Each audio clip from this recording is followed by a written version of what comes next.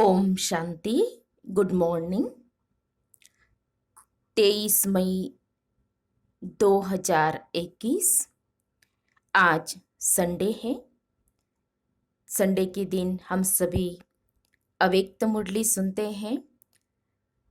अव्यक्त बाप दादा के मधुर महावाक्य सुनते हैं।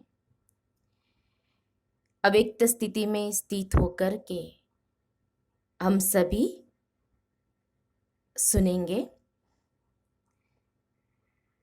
6 जनवरी 88 की यह मुरली, ओरिजिनल मुरली और रिवाइज हो रही है। मुरली का शीर्षक है दिल के ज्ञानी तथा स्नेही बनो और लीकेज को बंद करो। दिल के ज्ञानी तथा स्नेही बनो और लीकेज को बंद करो। आज स्नेह के सागर बाप दादा अपने स्नेही बच्चों से मिलने के लिए आए हैं। यह रूहानी स्नेह, परमात्मा स्नेह निस्वार्थ सच्चा स्नेह है। सच्चे दिल का स्नेह आप सर्व आत्माओं को सारा कल्प स्नेही बना देता है, क्योंकि परमात्मा स्नेह, आत्मिक स्नेह, अविनाशी स्नेह, यह रूहानी स्नेह ब्राह्मण जीवन का फाउंडेशन है। रूहानी स्नेह का अनुभव नहीं तो ब्राह्मण जीवन का सच्चा आनंद नहीं। परमात्मा स्नेह कैसी भी पतित आत्मा को परिवर्तन करने का चुंबक है, परिवर्तन होने का सहज साधन है। स्नेह अधिकारी बनाने का, रूहानी नशे का अनुभव कराने का आधार है। स्नेह है तो रमणीक ब्राह्मण जीवन है। स्नेह नहीं तो ब्राह्मण जीवन सुखी, नीरस है, मेहनत वाली है। परमात्मा स्नेह दिल का स्नेह है। लौकिक स्नेह दिल का टुकड़ा टुकड़ा कर देता है, क्योंकि बट जाता है। अनेकों से स्नेह निभाना पड़ता है। अलौकिक स्नेह दिल के अनेक टुकड़ों को जोड़ने वाला है। एक बाप से स्नेह किया तो सर्व के सहयोगी स्वतः ही बन जाते, क्योंकि बाप बीज है। तो बीज को पानी देने से हर पत्ते को पानी स्वतः ही मिल जाता है। पत्ते पत्ते को पानी देने की आवश्यकता नहीं होती। ऐसे रूहानी बाप से स्नेह जोड़ना अर्थात सर्व के स्नेही बनना। इसलिए दिल के टुकड़े टुकड़े नहीं होते हैं। स्नेह हर कार्य को सहज बना देता है, अर्थात मेहनत से छुड़ा देता है। जहाँ स्नेह होता है वहाँ याद स्वतः ही सहज आती ही है। स्नेही को भुलाना मुश्किल होता है, याद करना मुश्किल नहीं होता। चाहे ज्ञान अर्थात समझ कितनी भी बुद्धि में हो, लेकिन यथार्थ ज्ञान अर्थात स्नेह संपन्न ज्ञान हो।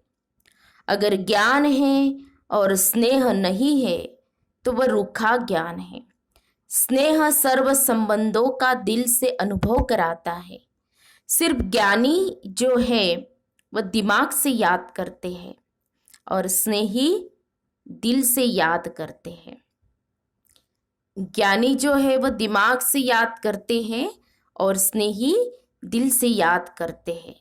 दिमाग से याद करने वालों को याद में, सेवा में, धारणा में मेहनत करनी पड़ती है। वह मेहनत का फल खाते हैं और वह मोहब्बत का फल खाते हैं। जहाँ स्नेह नहीं, दिमागी ज्ञान है, तो ज्ञान की बातों में भी क्यों, क्या, कैसे दिमाग लड़ता रहेगा और लड़ाई लगती रहेंगी अपने आप से। व्यर्थ संकल्प ज्यादा चलेंगे। जहाँ क्यों क्यों होंगी वहाँ क्यों की क्यों होगी। और जहाँ स्नेह है वहाँ युद्ध नहीं लेकिन लवलीन है, समाया हुआ है। जिससे दिल का स्नेह होता है तो स्नेह की बात में क्यों क्या नहीं उठता है। जैसे परवाना क्षमा की स्नेह में क्यों क्या नहीं करता, न्योछावर हो जाता है। वैसे परमात्मा स्नेही आत्माएं स्नेह में समाई हुई रहती है। कई बच्चे बाप से रूहरियान करते यह कंप्लेंट शिकायत करते हैं कि ज्ञान तो बुद्धि में है, ब्राह्मण भी बन गए, आत्मा को भी जान गए, बाप को भी पूरे परिचय से जान गए, संबंधों का भी पता है, चक्र का भी ज्ञान है, रचयिता और रचना का भी सारा ज्ञान है, फिर भी याद सहज क्यों नहीं होती। आनंद का व शक्ति का, शांति का सदा अनुभव क्यों नहीं होता है। मेहनत से क्यों याद आती, निरंतर क्यों नहीं याद रहती, बार बार याद भूलती क्यों। इसका कारण क्योंकि ज्ञान दिमाग तक है, ज्ञान के साथ साथ दिल का स्नेह कम है। दिमागी स्नेह है, मैं बच्चा हूँ, वह बाप है, दाता है, विधाता है, दिमागी ज्ञान है। लेकिन यही ज्ञान जब दिल में समा जाता है तो स्नेह की निशानी क्या दिखाते हैं, दिल। तो ज्ञान और स्नेह कंबाइंड हो जाता है। ज्ञान बीज है लेकिन पानी स्नेह है। अगर बीज को पानी नहीं मिलेगा तो फल नहीं देगा। ऐसे ज्ञान है लेकिन दिल का स्नेह नहीं तो प्राप्ति का फल नहीं मिलता। इसलिए मेहनत लगती है। स्नेह अर्थात सर्व प्राप्ति के, सर्व अनुभव के सागर में समाया हुआ। जैसे लौकिक दुनिया में भी देखो, स्नेह की छोटी सी गिफ्ट, सौगात कितनी प्राप्ति का अनुभव कराती है। और वैसे स्वार्थ के संबंध से लेन देन करो तो करोड़ भी दे दो, लेकिन करोड़ मिलते भी फिर भी संतुष्टता नहीं होगी। कोई न कोई कमी फिर भी निकालते रहेंगे। यह होना चाहिए, यह करना चाहिए। आजकल कितना खर्चा करते हैं, कितना शो करते हैं, लेकिन फिर भी स्नेह समीप आता है या दूर करता है। करोड़ की लेन देन इतना सुख का अनुभव नहीं कराती, लेकिन दिल के स्नेह की एक छोटी सी चीज भी कितने सुख की अनुभूति कराती है। क्योंकि दिल का स्नेह हिसाब किताब को भी चुकतू कर लेता है। स्नेह ऐसी विशेष अनुभूति है। तो अपने आप से पूछो कि ज्ञान के साथ साथ दिल का स्नेह है, दिल में लीकेज तो नहीं है।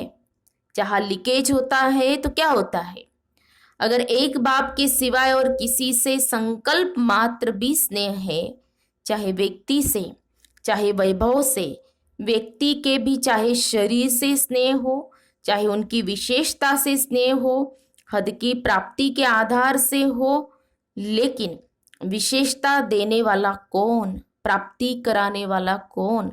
किसी भी प्रकार से स्नेह अर्थात लगाव, चाहे संकल्प मात्र हो, चाहे वाणी मात्र हो व कर्म में हो, इसको लीकेज कहा जाएगा। कई बच्चे बहुत भोलेपन में कहते हैं लगाव नहीं है, लेकिन अच्छा लगता है, चाहते नहीं है लेकिन याद आ जाती है। तो लगाव की निशानी है संकल्प, बोल और कर्म से झुकाव।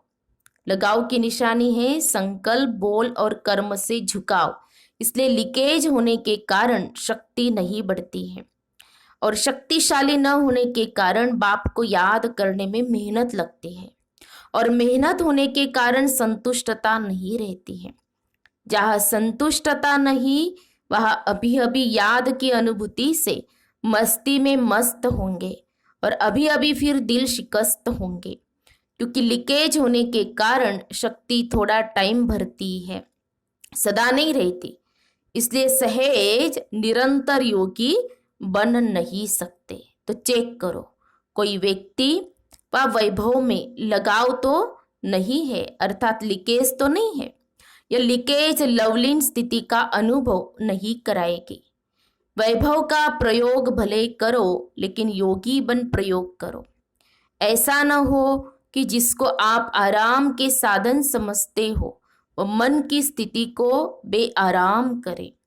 क्योंकि कई बच्चे वैभव के वश होते भी मन के लगाव को जान नहीं सकते। रॉयल भाषा यही कहते कि हठ योगी नहीं है, सहज योगी है। सहज योगी बनना तो अच्छा, लेकिन योगी हो जो बाप की याद को हलचल में लावे, अर्थात अपनी तरफ आकर्षित करे, झुकाव करे, तो योगी बनके प्रयोग करने वाले नहीं कहेंगे। क्योंकि बाप के बनने कारण समय प्रति समय प्रकृति दासी अर्थात वैभव के साधन की प्राप्ति बढ़ती जा रही है। अभी अभी 18-19 वर्ष के अंदर कितनी प्राप्ति हो रही है, सब आराम के साधन बढ़ते जा रहे हैं। लेकिन यह प्राप्तियां बाप के बनने का फल मिल रहा है। यह प्राप्तियां बाप के बनने का फल मिल रहा है, तो फल को खाते बीज को नहीं भूल जाना। यह साधन बढ़ते जाएंगे थोड़ा समय, लेकिन आराम में आते राम को नहीं भूल जाना। सच्ची सीता रहना, मर्यादा की लकीर से संकल्प रूपी अंगूठा भी नहीं निकालना। क्योंकि यह साधन बिना साधना के यूज करेंगे तो स्वर्ण हिरण का काम कर लेगा। इसलिए व्यक्ति और वैभव के लगाव और झुकाव से सदा अपने को सेफ रखना। नहीं तो बाप के स्नेही बनने के बजाय, सहज योगी बनने के बजाय कभी सहयोगी, कभी सहज योगी, कभी वियोगी दोनों अनुभव करते रहेंगे। कभी याद, कभी फरियाद, ऐसी अनुभूति में रहेंगे और कंप्लेन भी कभी पूरी नहीं होगी।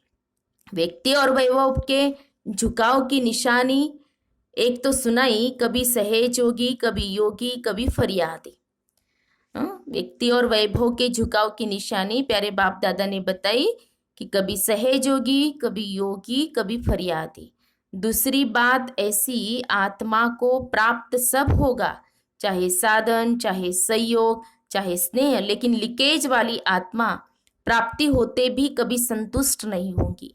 उनके मुख से सदैव किसी न किसी प्रकार की असंतुष्टता के बोल न चाहते भी निकलते रहेंगे। दूसरे ऐसे अनुभव करेंगे कि इनको बहुत मिलता, इन जैसा किसको नहीं मिलता, लेकिन वह आत्मा सदा अपने अप्राप्ति का, दुख का वर्णन करती रहेंगी। लोग कहेंगे इन जैसा सुखी कोई नहीं, और वह कहेंगे मेरे जैसा दुखी कोई नहीं। क्योंकि गैस का गुब्बारा है, जब बढ़ता है तो बहुत ऊंचा जाता है, और जब खत्म होता है तो कहाँ गिरता है। देखने में कितना सुंदर लगता है उड़ता हुआ, लेकिन अल्पकाल का होता है। कभी अपने भाग्य से संतुष्ट नहीं होगा, सदैव कोई न कोई को अपने भाग्य के अप्राप्ति के निमित्त बनाते रहेंगे। ये ऐसा करता, ये वैसा करता, इसलिए मेरा भाग्य नहीं। भाग्य विधाता भाग्य बनाने वाला है। जहाँ भाग्य विधाता भाग्य बना रहा है, उस परमात्मा शक्ति के आगे आत्मा की शक्ति भाग्य को हिला नहीं सकती। यह सब बहानेबाजी है। उड़ती कला की बाजी नहीं आती तो बहानेबाजी बहुत करते हैं। इसमें सब होशियार है। इसलिए यह चेक करो, चाहे स्नेह से झुकाव हो, चाहे हिसाब किताब चुकतू होने के कारण झुकाव हो, जिससे ईर्ष्या व घृणा होती है, वहाँ भी झुकाव होता है। बार बार वही याद आता रहेगा। बैठेंगे योग में बाप को याद करने, और याद आएगा घृणा व ईर्ष्या वाला। सोचेंगे मैं स्वदर्शन चक्रधारी हूँ, और चलेगा पर दर्शन चक्र। तो झुकाव दोनों तरफ का नीचे ले आता है। इसलिए दोनों चेक करना। फिर बाप के आगे अर्जी डालते हैं कि वैसे मैं बहुत अच्छा हूँ, सिर्फ यह एक ही बात ऐसी है, इसको आप मिटा दो। बाप मुस्कुराते हैं कि हिसाब बनाया आपने और चुकतू बाप करे।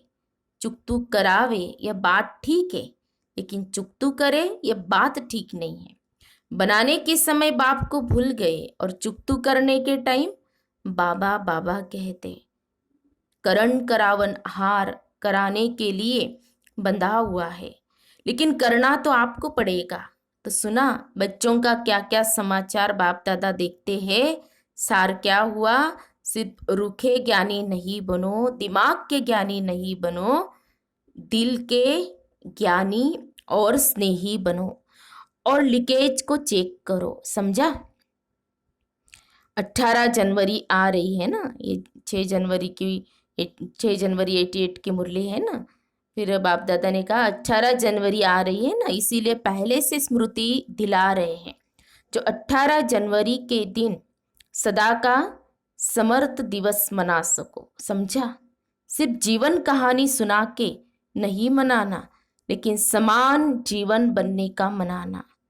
अच्छा, सदा व्यक्ति और वैभव के झुकाव से न्यारे बाप के स्नेह में समाये हुए, सदा यथार्थ ज्ञान और दिल के स्नेह दोनों में कंबाइंड स्थिति का अनुभव करने वाले, सदा योगी बन साधना की स्थिति से साधनों को कार्य में लाने वाले, सदा स्नेही दिल में समाये हुए बच्चों को दिलाराम बाप की याद प्यार और नमस्ते। हम रूहानी बच्चों की रूहानी बाप दादा को याद प्यार और नमस्ते नमस्ते। ओम शांति ओम शांति ओम शांति। गुड मॉर्निंग बाप दादा, शुक्रिया बाप दादा, पद्मा पदम शुक्रिया बाप दादा आपका। फिर है पार्टियों से अव्यक्त बाप दादा की मुलाकात। अपने को डबल हीरो समझते हो, हीरे तुल्य जीवन बन गई तो हीरे समान बन गए, और सृष्टि ड्रामा के अंदर आदि से अंत तक हीरो पार्ट बजाने वाले हो, तो डबल हीरो हो गए ना। कोई भी हद के ड्रामा में पार्ट बजाने वाले हीरो एक्टर गाए जाते हैं, लेकिन डबल हीरो कोई नहीं होता, और आप डबल हीरो हो। बाप के साथ पार्ट बजाना यह कितना बड़ा भाग्य है। तो सदा इस श्रेष्ठ भाग्य को स्मृति में रख आगे बढ़ रहे हो ना। रुकने वाले तो नहीं हो ना। जो थकता नहीं है वह रुकता भी नहीं है, बढ़ता रहता है। तो आप रुकने वाले हो या थकने वाले। अकेले होते हैं तो थकते हैं, बोर हो जाते हैं तो थक जाते हैं, लेकिन जहाँ साथ हो वहाँ सदा ही उमंग उत्साह होता है। कोई भी यात्रा पर जाते हैं तो क्या करते हैं, संगठन बनाते हैं ना। क्यों बनाते हैं? संगठन से, साथ से, उमंग उत्साह से आगे बढ़ते जाते हैं। तो आप सभी भी रूहानी यात्रा पर सदा आगे बढ़ते रहना, क्योंकि बाप का साथ, ब्राह्मण परिवार का साथ कितना बढ़िया साथ है। अगर कोई अच्छा साथी होता है तो कभी भी बोर नहीं होते, थकते नहीं। तो सदा आगे बढ़ने वाले सदा ही हर्षित रहते हैं, सदा खुशी में नाचते रहते हैं। तो वृद्धि को पाते रहते हो ना, वृद्धि को प्राप्त होना ही है, क्योंकि जहाँ भी जिस कोने में बिछड़े हुए बच्चे हैं वहाँ वह आत्माएं समीप आनी ही है। इसलिए सेवा में भी वृद्धि होती रहती है। कितना भी चाहो शांत करके बैठ जाए, बैठ नहीं सकते। सेवा बैठने नहीं देंगी, आगे बढ़ाएंगी, क्योंकि जो आत्माएं बाप की थी वह बाप की फिर से बनती ही है। फिर है मुख्य भाइयों से अव्यक्त बाप दादा की मुलाकात। पांडव सोचते हैं कि शक्तियों को चांस अच्छा मिलता है, दादिया बनना अच्छा है, लेकिन पांडव अगर प्लानिंग बुद्धि नहीं हो तो शक्तियां क्या करेंगी। अंतिम जन्म में भी पांडव बनना कम भाग्य नहीं है, क्योंकि पांडवों की विशेषता तो ब्रह्मा बाप के साथ ही है।